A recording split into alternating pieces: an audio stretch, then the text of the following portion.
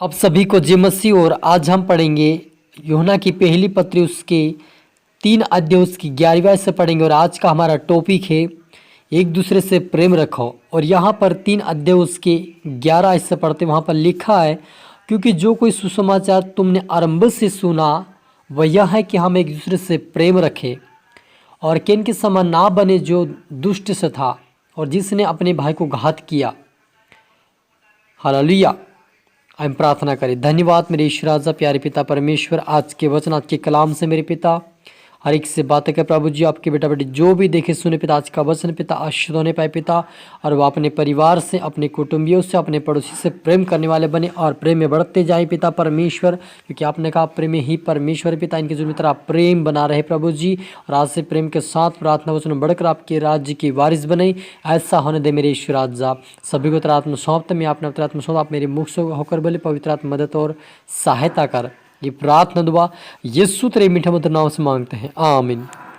तो मेरा जी जो हमने यहाँ पर पढ़ा पहला यूहन्ना की पत्री उसके 3 अध्याय उसकी 11वीं आयत से पढ़ा, क्योंकि जो सुसमाचार तुमने आरंभ से सुना है वह यह है कि हम एक दूसरे से प्रेम रखें और कैन के समान ना बने जो दुष्ट से था और जिसने अपने भाई को घात किया। और उसे किस कारण घात किया? कि इस कारण कि उसके काम बुरे थे और उसके भाई के काम धर्म के थे। हालेलुया। मेरे अजीजों, यहाँ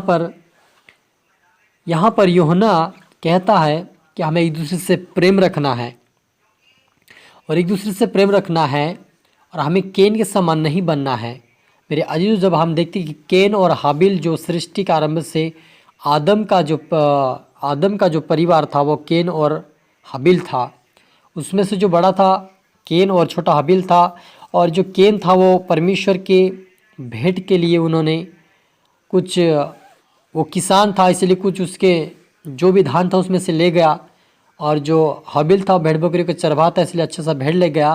तो परमेश्वर ने सबसे पहले हाबिल की भेंट को ग्रहण कर लिया और इसी कारण से उस भाई ने जो कैन था उसके प्रति गुस्सा करने लगा, उसके प्रति बैर करने लगा। तब परमेश्वर ने कहा, क्या तू यदि भला करे तो क्या तेरी भेंट ग्रहण नहीं की जाएगी? हालेलुया।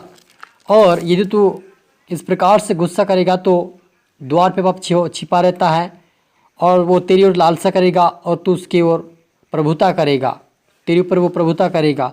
इस प्रकार से वो कहा और उन्होंने अपने भाई को माफ़ नहीं किया और उसके ऊपर गुस्सा किया कि इसकी भेंट ग्रहण की गई, मेरी नहीं की, और वो अपने भाई को घात किया। तो इसी कारण से यूहन्ना भी अपने प्रभु यीशु मसीह के वचन से कहता है कि हमें कैन के समान निर्बुद्धि और बैर रखने वाला नहीं बनना है, क्योंकि यदि हम बैर रखेंगे एक दूसरे से तो हमारे अंदर परमेश्वर का प्रेम नहीं है, क्योंकि परमेश्वर का वचन कहता है कि परमेश्वर ही प्रेम है। हालेलुया। यानी कि प्रेम ही परमेश्वर है, प्रेम ही परमेश्वर है और परमेश्वर ही प्रेम है।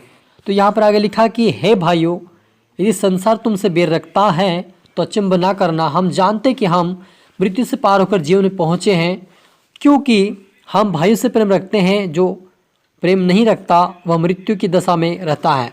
हालेलुया। यहाँ पर यूहन्ना जो कहता है प्रभु के वचन से कि जो बैर रखता है अपने भाई से वो मृत्यु के समान है, यानी वो आत्मिकता में मर चुका है मेरे जीजू। क्योंकि जब हम गुस्सा करते हैं तो अपना जीवन, जो हमारा आत्मिक जीवन होता है वो हमारे जीवन में मृत के समान हो जाता है, वो हमारे जीवन में मरा हुआ सा है। क्योंकि शारीरिक अभिलाषा का जो जीवन होता है वही गुस्सा करता है, लेकिन जो आत्मिक दशा में होता है उसको गुस्सा भी आएगा लेकिन वो उसके जीवन में वो नहीं रहेगा। कुछ समय के लिए, चंद सेकेंड के लिए आ सकता है उसके जीवन में गुस्सा, लेकिन वो परमेश्वर उसके जीवन में नहीं रहने देगा। क्योंकि परमेश्वर गुस्से से बैर करता है, नफरत करता है, लेकिन जो प्रेम करता है उससे परमेश्वर भी प्रेम करता है। इसलिए आप और मुझे भी एक दूसरे से प्रेम करना है, अपने पड़ोसी से, अपने कुटुंबियों से, अपने भाई से प्रेम रखें। वो प्रेम का मतलब ये मेरे जीजों कि हमें एक दूसरे से मेल मिलाप रखें। क्योंकि बहुत सारे लोग क्या करते हैं कि जब उनके जीवन में कुछ तानाशाही उनके बीच में कुछ हो जाते हैं या कुछ वाद विवाद उनके झगड़ा हो जाते हैं तो उस परिवार से वो मुंह मोड़ लेते हैं और वो नफरत करने लगते हैं और उनसे मेल मिलाप नहीं रखते कि मुझे ये बुरा भला कहा करके उससे माफ़ नहीं करता है। तो ऐसे लोगों को परमेश्वर कहता है कि तुम एक दूसरे से प्रेम रखो और मेल मिलाप रखो। क्योंकि मेरे अजीजों, हम देखते कि यीशु मसीह हम जितने पापी थे, जिनका पाप क्षमा होना नामुमकिन था, लेकिन उसी पाप को प्रभु यीशु मसीह ने, यानी कि हमारे पापों को प्रभु यीशु मसीह ने क्षमा कर दिया और हमें प्रेम करता अपने गले से लगाता है। वैसा हमें भी दूसरों को यदि गलती गुनाह भी कर दे, कोई अनजान में या उससे जानबूझकर भी कोई गलती हो, तो उसे क्षमा करें, उसको समझाए, उससे प्रेम करें, ताकि उस प्रेम के द्वारा उसका जीवन बच जाए। और यदि हम दूसरों को माफ़ नहीं करेंगे, दूसरों से प्रेम नहीं करेंगे, तो हमें भी माफ़ी नहीं मिलेगी और हमें भी परमेश्वर का प्रेम नहीं मिलेगा। क्योंकि हम जब दूसरों को देते हैं, प्रेम करते हैं, तब हम परमेश्वर भी हमसे प्रेम करता है।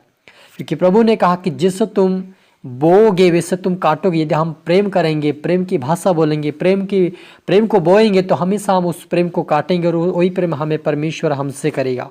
इसलिए प्रभु यीशु मसीह का वचन कहता है कि एक दूसरे से प्रेम रखो, एक दूसरे से मेल मिलाप रखो, पड़ोसी से प्रेम रखो, केन के समान ना बने। क्योंकि केन दुष्ट के समान था, गुस्सा किया और इतना गुस्सा किया कि अपने भाई को घात कर दिया, नष्ट कर दिया, उसको मृत्यु नींद सुला दिया। वैसा हमें भी नहीं बना, लेकिन हमें नम्रता और दीनता से आगे बढ़ते हुए प्रभु की भक्ति आराधना करते हुए एक दूसरे से प्रेम करें, ताकि हम स्वर्गीय राज्य के वारिस बन जाए। हालेलुया। हम प्रार्थना करें। धन्यवाद मेरे अब्बा पिता परमेश्वर खुदाबंद प्यार प्रभु जी, यहाँ पर यूहन्ना आपके वचन से कहता मेरे पिता कि एक दूसरे से प्रेम करें मेरे पिता। सचमुच मेरे पिता हमें नम्र और दीन बना प्रभु जी। मेरे यीशु मसीह पिता, आप इतना बड़े महान प्रभु कि आपके गाल पे थप्पड़ मारा, आपने प्रभु उससे कुछ जवाब नहीं दिया। वैसे ही पिता हमें एक दूसरे से प्रेम करने वाला, एक दूसरे को माफ़ी करने वाले बन जाए मेरे पिता।